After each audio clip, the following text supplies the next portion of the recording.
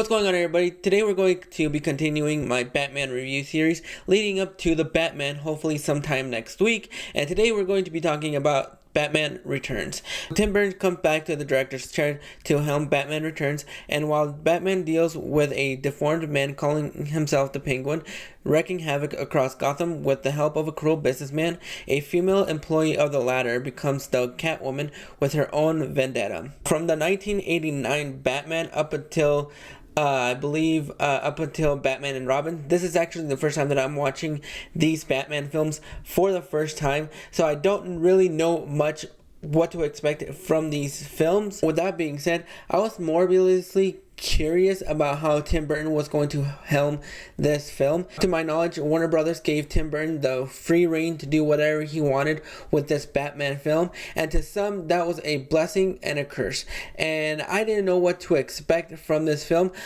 As far as my knowledge to Batman Returns, it's only limited down to the fact that Danny DeVito plays a Penguin and Michelle Pfeiffer plays Catwoman, and that's as far as my knowledge to this film actually went to. And I actually liked this film a little bit more than I liked Batman. I thought it was a bit of a tone shift, and to some people that isn't going to appeal to them as much as they wanted to, and they aren't going to be expecting the Batman film that they wanted to see.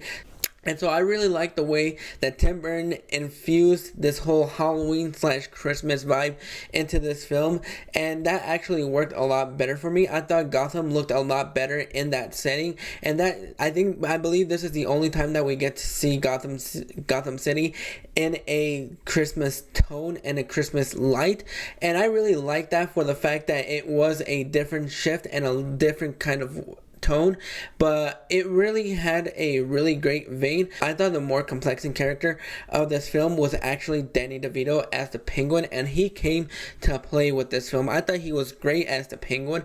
It gave us a little tragic story about how he becomes the Penguin and what his motivations are, and to a certain degree they actually did work for me, and I was actually buying it a little bit in this film. I thought Michelle Pfeiffer, as iconic as she is for the Catwoman suit and what she does with Catwoman, is actually really refreshing, and I like the way that they gave her that tone and the way that they actually gave her that character. And it was a trope that we had seen a million times before, but I really like Michelle Pfeiffer as Catwoman, and I thought she did a really good job. She also came to play. I thought she was one of the best parts in this film. I could have done without Christopher Walken's Max Schreck in this film. I didn't find him compelling. I didn't find him villainous. It just seemed like a paint-by-number villain that you would see in a different film, and it just didn't work for what the tone of this film was going for and the tone that they were setting in this film. I think this film would have been a little bit better if we had just focused more on Danny DeVito's Penguin